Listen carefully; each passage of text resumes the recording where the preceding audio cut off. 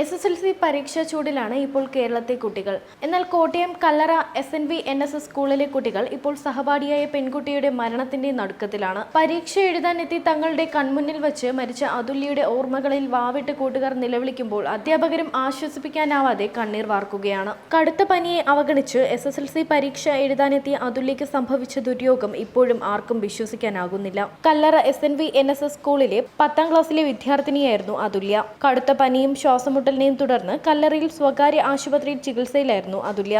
എങ്കിലും 10ാം ക്ലാസ്സിലെ പരീക്ഷ എഴുതണമെന്ന് അതുല്യ ആഗ്രഹിച്ചു. കടുത്ത പനിയാണെങ്കിലും അതുല്യയുടെ നിർബന്ധത്തിന് മാതാപിതാക്കൾ വഴങ്ങുകയായിരുന്നു. പരീക്ഷ എഴുതാൻ മാതാവിനും സഹോദരനുമൊപ്പമാണ് അതുല്യ സ്കൂളിലെത്തിയത്.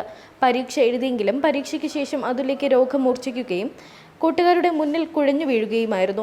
ഉടൻ തന്നെ അധ്യാപകർ ഇടപെട്ട് അതുല്യെ കല്ലറയിൽ ചികിത്സയിലായിരുന്ന ആശുപത്രിയിലും പിന്നീട് മെഡിക്കൽ കോളേജ് ആശുപത്രിയിലും എത്തിച്ചെങ്കിലും 5ഓടെ അതുല്യ മരിച്ചു. അതുല്യയുടെ വിയോഗ വാർത്ത അറിഞ്ഞ് കൂട്ടുകാരും നടുക്കത്തിലാണ്. ഇവരെ ആശ്വസിപ്പിക്കാനാകാതെ മാതാപിതാക്കളും അധ്യാപകരും വിഷമിക്കുകയാണ്. അയാംകുടി 4 സെന്റ് കോളനി മൂലക്കര മോഹൻദാസിന്റെ മകളാണ് അതുല്യ.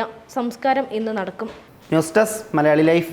സിനിമാ ലോകത്തെ പുതുപുത്തൻ വാർത്തകളും സെലിബ്രിറ്റീസിന്റെ വിശേഷങ്ങളും ഉടനടി അറിയാൻ സബ്സ്ക്രൈബ് ചെയ്യുക മലയാളി ലൈഫ്. ഒപ്പം അടുത്തുള്ള ബെൽ ബട്ടൺ കൂടി ക്ലിക്ക് ചെയ്താൽ ഞങ്ങൾ വീഡിയോ അപ്ലോഡ് ചെയ്യുന്നത് ഉടൻ തന്നെ നോട്ടിഫിക്കേഷനും ലഭിക്കും.